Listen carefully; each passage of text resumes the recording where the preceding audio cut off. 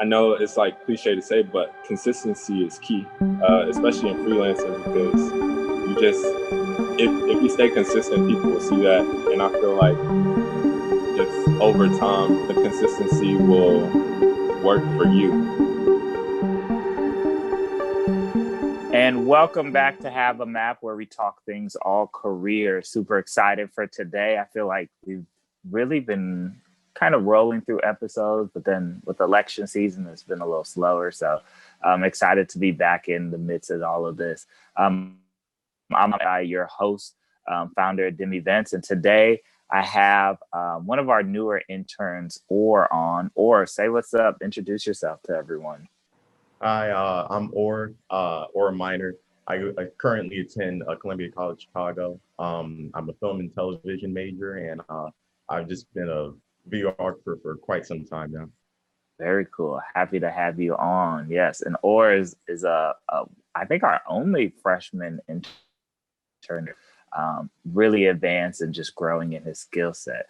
And today our guest is Brian Crawford. Brian, can you say what's up? Introduce yourself to our audience, the DIM team family. Yeah. So my name is Brian Crawford. I am a freelance cinematographer. I also do directing from time to time.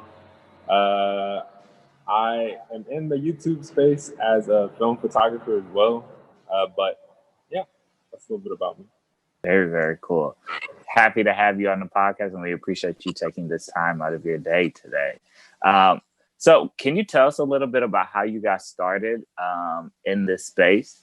Yeah. So when I was about 13, I went on a trip to the UK. It was like a trip. It's called People to People. It's about a 19-day trip. And I had a camera. It was like a point and shoot that my parents had got me. And I took a ton of pictures. It was 19 days in the UK, so Ireland, Scotland, Wales, and England. And there I took a lot of pictures and I got a lot of compliments on my pictures. And I would say that's like kind of where I got my footing in photography. And as a lot of people might know, photography is a lot cheaper to get started than it is to go into video. Things have changed a lot now where it's relatively the same, but it's still cheaper to start photography. So basically what I did when I was in high school, I bought myself a camera. I think it was like a T5. And from there, I started taking pictures of friends. And then eventually people started to pay me for it. The first thing I ever got paid for was a fashion show. My mentor at the time, she like introduced me to this fashion stylist designer. And I think I got paid like $100 for like a 2-hour fashion show or something like that. And that's kind of where I started in the profession, actually getting paid for it. And then eventually people started to know me for taking photos. So I did graduation photos. I did prom photos, which was like a big thing. And from there, the money that I got from taking photos of other people, I started the video journey.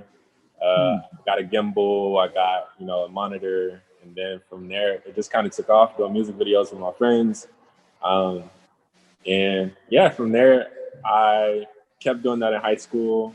I did like this one big senior video in high school, um, which everyone liked. All the teachers liked it. They showed it in all the classes, showed it at pep rallies and things of that nature.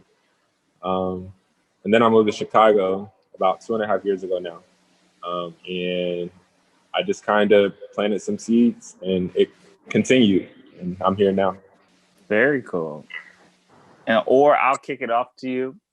Yeah, I wanted to a little bit talk about talked a lot about how you got started in high school, and I also got started in high school. I want to know what did it look like sort of making a transition to after high school? I really would just network, try to meet as many people as I could at different events and things of that nature. But it was a struggle. It was a struggle for like really up until August of last year. And even then, I feel like with freelancing, you just never know what's going to come next. And so I would have like a good month and then I'll have like a bad 2 months and then like another good month and then so forth. And then the pandemic came around and I think things picked up a lot for me. to the point where I was, less worried about what was next. Like I kind of already knew. And that came from kind of just planting the seeds when I first got to Chicago. And from there, I guess it made it a lot easier. But yeah, I guess the biggest thing is just staying consistent because once you're out of high school, there's like a lot less leeway for you to like, what's the word? It's a lot less leeway for you to just, do it as a hobby. Like you want to start to do it as a career if you want to do it full time. Right. Can you talk a little bit more about sort of like going through that struggle? Like, you said good months and there's some months like how do you kind of like keep the motivation and sort of, uh help try to stay consistent in those bad months? I think it's really about the people that you're around. I feel like if you're around people who are doing well or have found footing within what they are doing and it's similar to what you do, I feel like that helps a lot. And also just realizing that a lot of this stuff is just like a phase. A bad month doesn't mean a bad year. A bad week doesn't mean a bad month. And I feel like once you get that mindset and realize that eventually all the things will come to pass, I feel like that's what's helped me and still helps me now because there's still those occasional like or I wouldn't say bad months, but months that aren't as busy as other ones.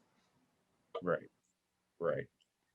Um, I wanted to ask a little bit about what are some of your favorite projects or projects you're working on currently right now?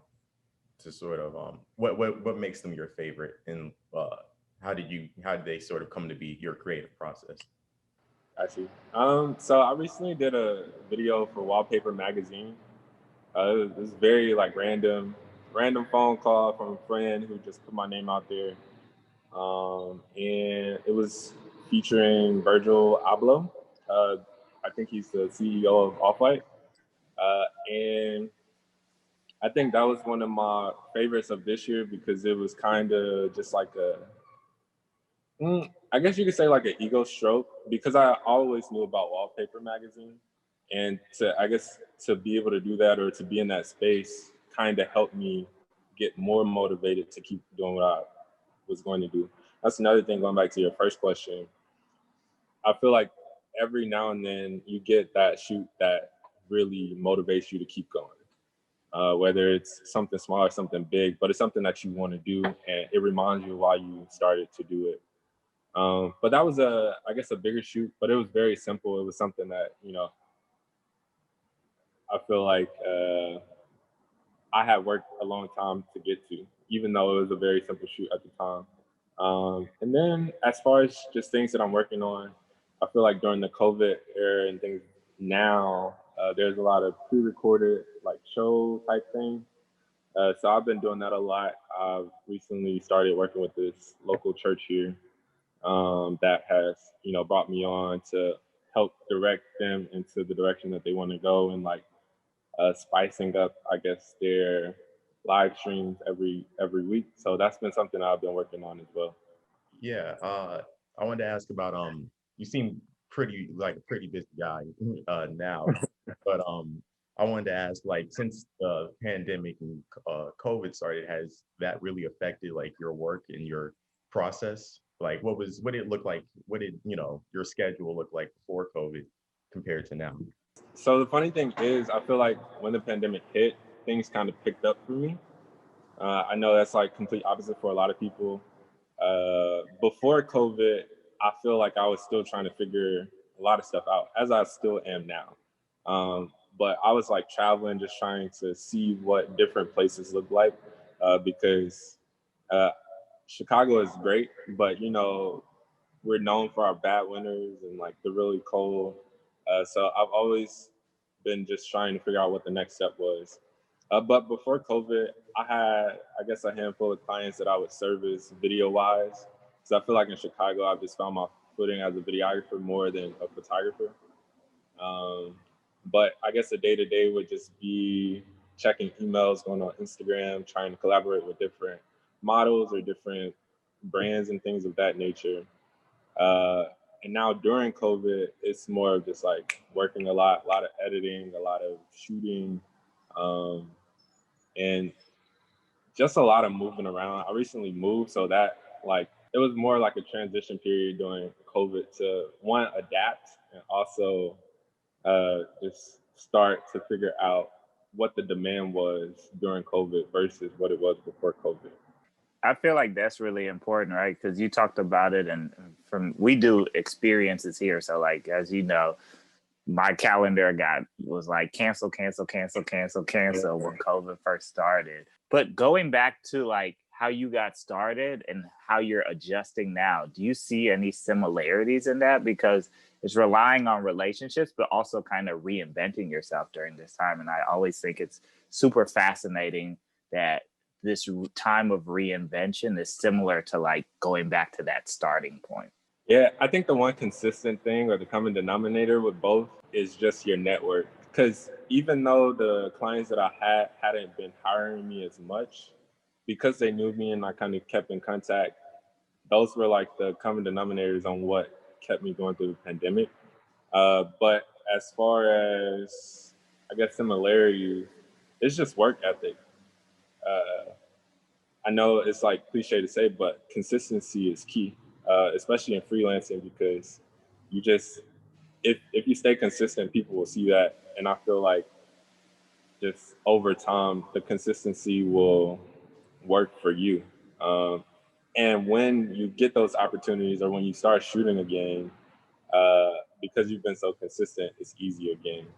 I don't know if that answers your question or not. No, it answers it. And it leads me to my next question, which is, you talked about the shoot that you did with Virgil Abloh, and you said you felt like you just had already done it, right? Like it was something that felt normal and like natural to you. I think one thing that I've discovered, and I think a lot of our interns are always trying to figure out, is like, all right, I do my schoolwork, but then it takes away time from like that collaboration or like that creativeness, right? For you, if you had to give it a percentage, like trying to balance it, right? How much would you say is like client work, and then how much do you dedicate to just kind of, you know, tapping into that creative mind where you're just trying new things so you can apply it to client work? That was a good question. So I would honestly say probably about 80% of myself is client work. And then 20% is like doing the things that I want to do. Like I recently started a podcast in August. I also got my YouTube back up and running.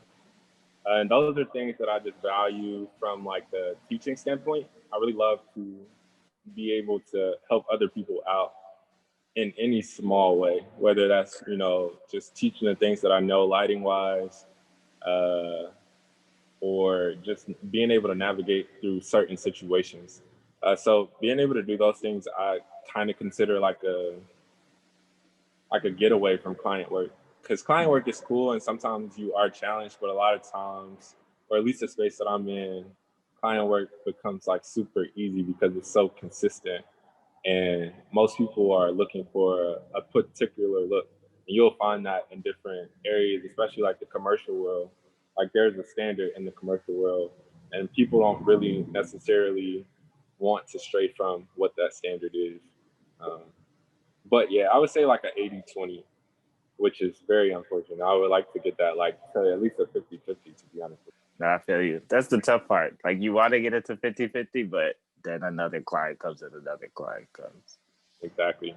Right. I wanted to ask a little about your creative process, sort of like when it comes to doing your own projects and with client work, like sort of how do you try to figure out what the client wants and how to do it, you know, creatively, you know, try to, you understand what I'm Yeah. So I'll try to break it down. My mind kind of flows really weirdly.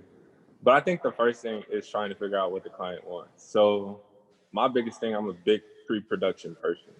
I try to get with the client so we can pre-visualize everything. So that's making either a storyboard, you know, getting screen grabs from videos that they really like that they might want to, you know, get inspiration from. And then from there, it's like a communication thing, because although we have this creative, there's still like limitations like a budget. So then it's from a budget standpoint, what can we do from the inspiration that we pull with the budget that we have? Which I think that's where a lot of creative kind of struggle, because a lot of times we want to do these big ideas, but unfortunately budgets aren't always that great. So from a pre-visualization standpoint, I really just try to visualize it for the client so they know what they're paying for and they feel confident in what they're paying for. And then from there, I try to be as creative as possible at the next step, because after that, there's just a lot more to do. You got to hire people, you have to, do rentals and things of that nature.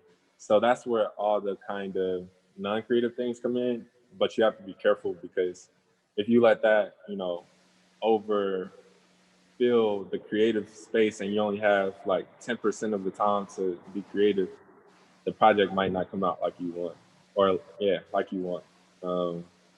But after that, it's really just now bringing whatever creativity I put down on paper or on a PDF to life.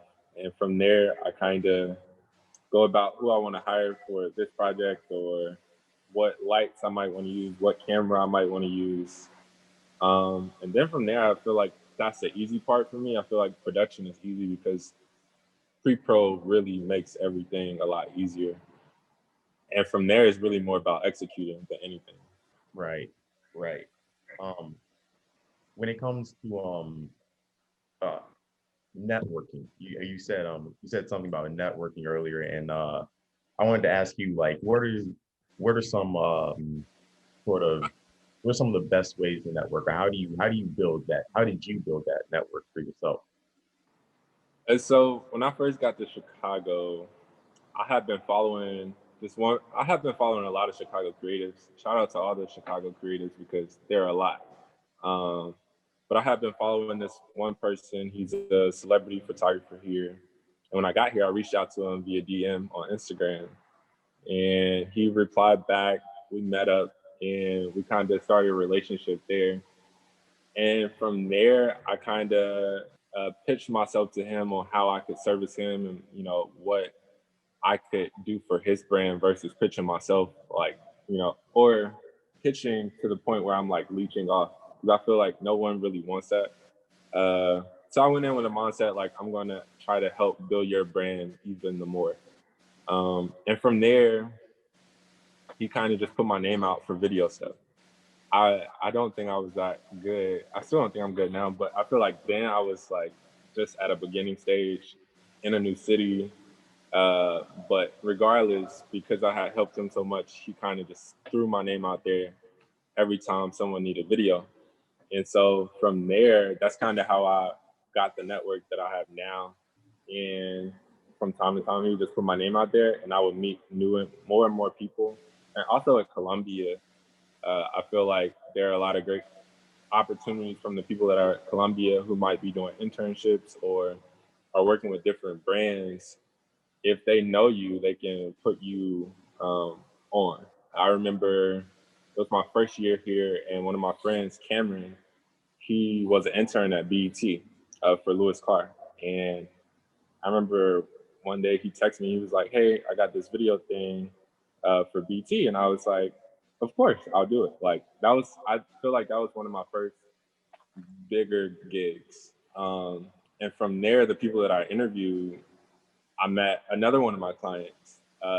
And the funny thing is, that day I met him, he got my information, everything, and like he never like reached out. And then I had another client that was connected to him. And because he was connected to him, I got back around to that same client. And that client then now is responsible for one of my clients that I have currently. So I really forgot your question. But networking, there we go. Networking is really just relative,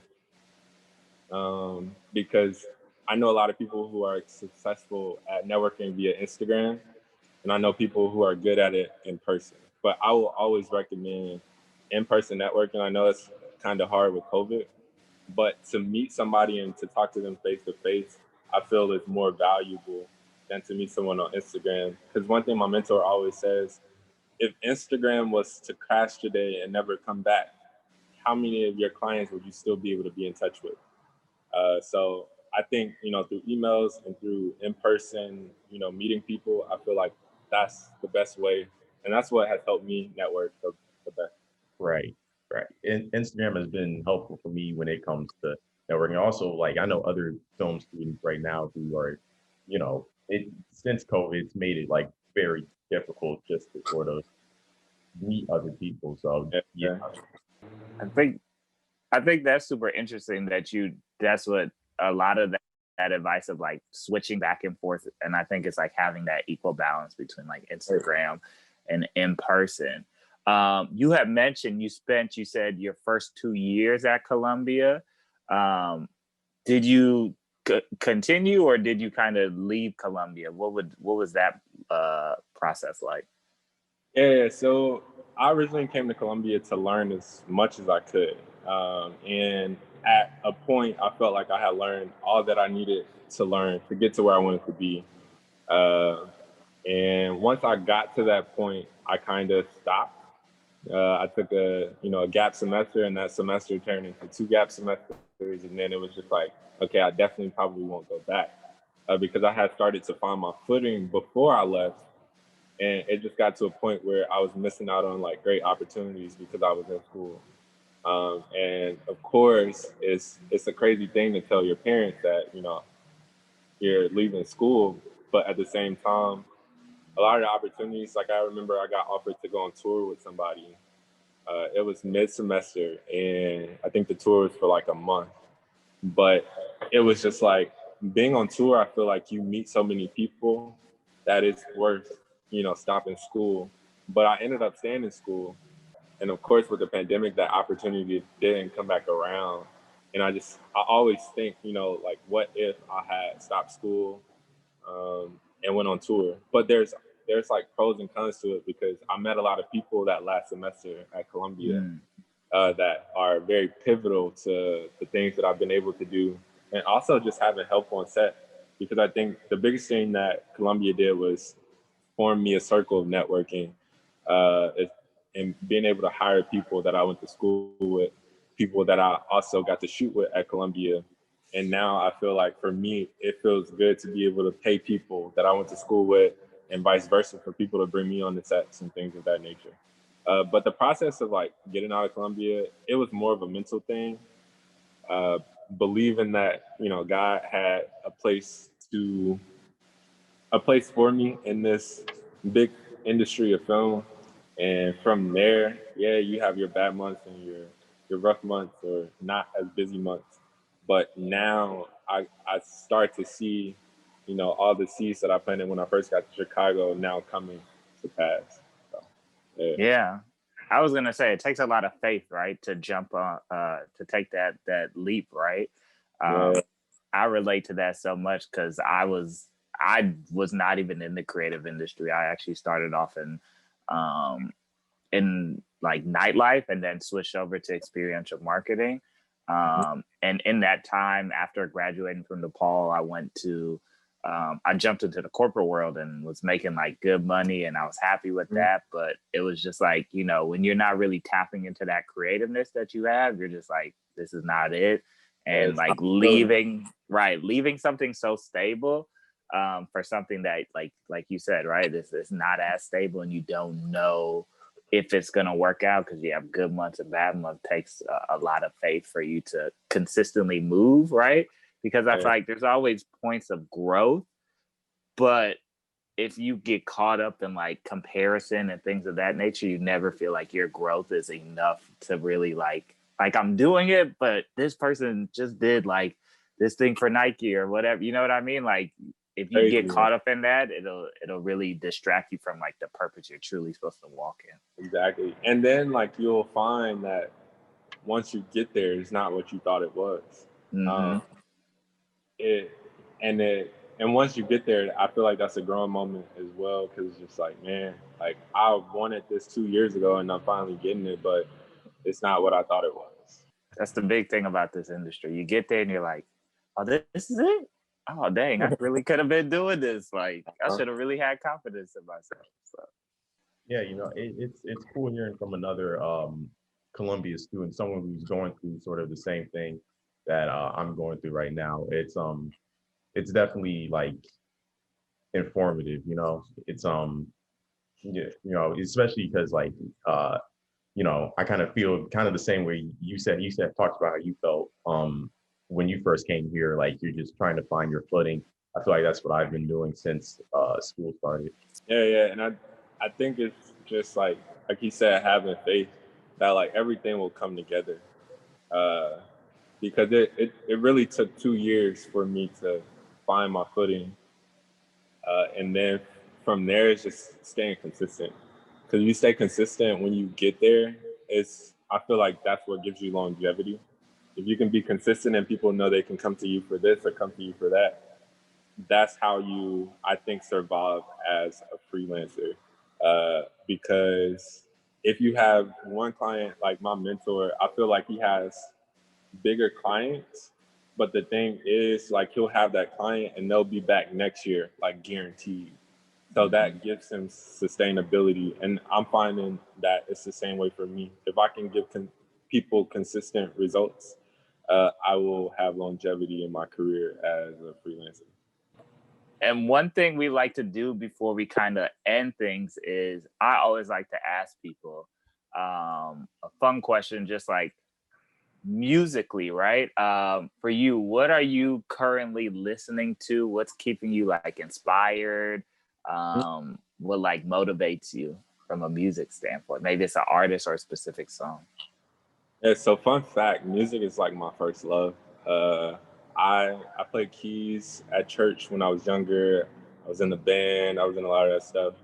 So I value musicianship a lot. But I would say the artists that are kind of keeping me going now. I've been listening to a lot of Kanye lately. I don't know why. Uh, I think it's because of the musicianship.